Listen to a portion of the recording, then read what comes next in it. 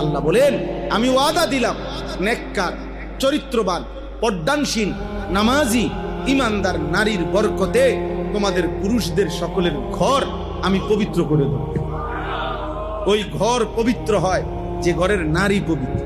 বেডি খারাপ, ওই ঘর টাইলসের উপরে দিয়ে যদি আবার আস্তর করেন কাম হইত।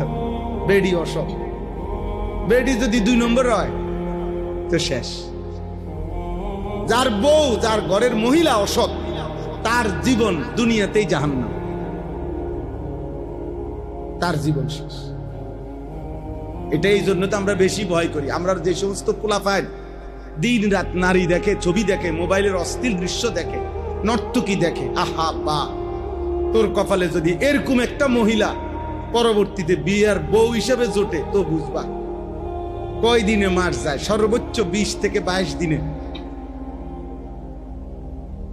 যদি এখন তো খুব মজা লাগতেছে, এখন মোবাইলের নর্তকী তো খুব মনে হয় যেই হাসি, সেদিন বুঝবা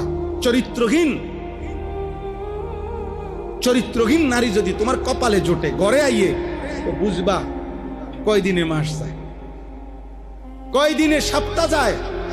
দুনিয়া এরকম হাজার হাজার মানুষ আমাদের জীবনে আমরা দেখি। আমরা তো হুজুর, আমরা তো ওয়াজ করার কারণে বহু মানুষ আমগরে ভালোবাসে। কত মানুষের কত দুঃখের।